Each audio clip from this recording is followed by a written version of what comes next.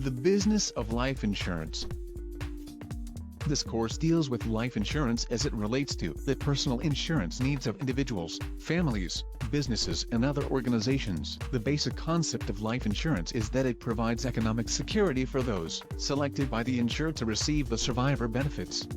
The means used to provide this financial protection is by transferring the risk of economic loss to a professional risk bearer, the life insurance company. In the lessons that follow, various types of life insurance policies are reviewed, as well as those provisions which make up the contract between the insured and the insurance company. To pass the life insurance producer license examination, a candidate is expected to correctly answer questions on the use of life insurance in situations that would be faced in actual sales presentations or routinely in the activities of a life insurance sales organization, well as its use and the industry itself. The business of life insurance. 1. The role of life insurance in the economy.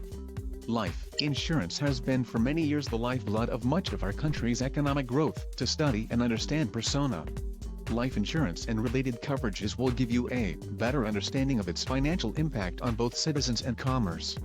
The basic concept of life insurance is to provide an individual or family with financial security in the event of the premature death of the insured. The benefits received by survivors provide economic security that would not be available from any other source. The movement of these funds through the insurance companies into the investment community aids ongoing economic growth and expansion. When premiums are paid into the life insurance companies, they become available for investment into many different kinds of projects. 2. Consider personal life insurance and related coverages. The risk of economic loss that can result upon the death of the breadwinner is transferred to a life insurance company, which is a professional risk bearer. The purchase and maintenance of a life insurance policy assures the beneficiary of funds to meet current and future needs. There are basically two forms of personal life insurance that will be reviewed. These are whole life and term life. From these two basic funds, many other types of policies have been developed to meet the specific needs of individuals and families. Many of these forms will be covered in this course. In addition, there are a number of related coverages that have been made available by various government entities that will be reviewed.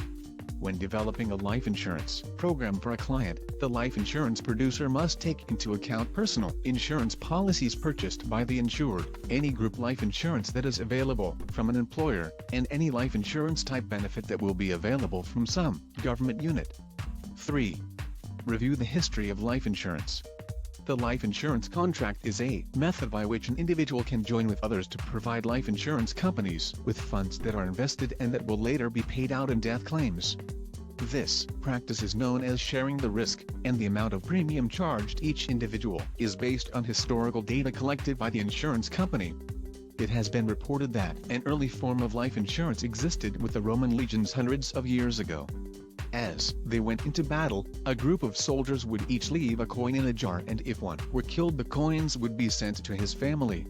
The risk of death existed, and collectively the coins spread the risk of economic loss among all of these soldiers for the benefit of one member's family.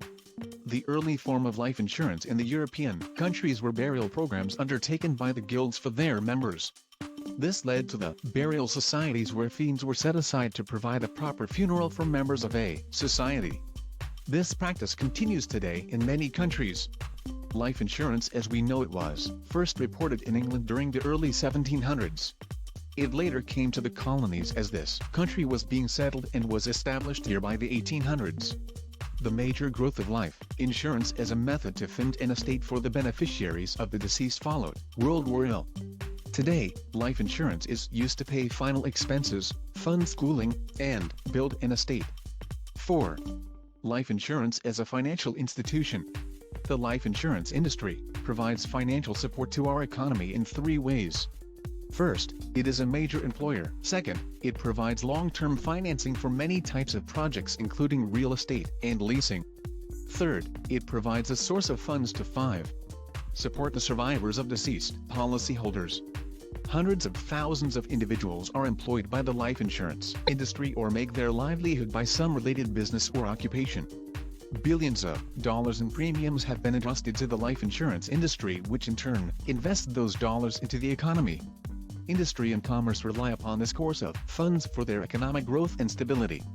The social benefit of life insurance is one of its most important features. The lives of survivors are supported financially and given stability by the life insurance benefits provided to them from the policies of the deceased. 6. Types of life insurance companies. The two largest groups of life insurance companies are stock and mutual companies. A stock company is organized much like any other corporation, and its product line consists of life insurance contracts, and its profits are paid to its owners, who are its stockholders. A mutual company is owned by its policyholders, and if there is a profit, it is returned to them as policy dividends. The policyholders elect a board of directors that oversees the operations of those employed to operate the mutual insurance company. Other forms of life insurance companies include the fraternal life insurance company, where life insurance is provided for its members, several types of government-sponsored life insurance plans. 7. Marketing of life insurance. Life insurance is marketed in a variety of ways. The most common is by insurance producers who build a business by selling policies to individuals. Some life insurance is sold by mail or telephone, with the insured never dealing directly with a producer. Life insurance producers may have a contract with an insurance company and represent that company as its agent. Other producers, called brokers, may represent their clients and seek out an insurance company to underwrite and issue the policy.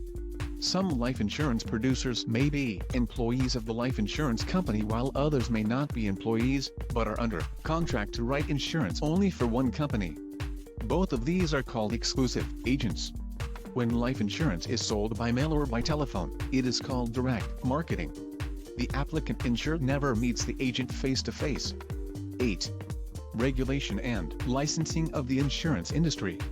The various states regulate the business of insurance in the interest of the public. This means that in addition to making certain that insurance companies follow the law, they test, license and regulate insurance producers. One of the primary concerns of a producer is the financial strength of the life insurance company that is being recommended to a client. There are a number of companies that evaluate insurance companies, including Standard & Amp, Poor's, Duff & Amp, Phelps, Moody's, Demotech, Weiss, and AM Best. While insurance companies should be able to provide information about the ratings given by these companies, most public libraries will have a copy of the AM Best and AMP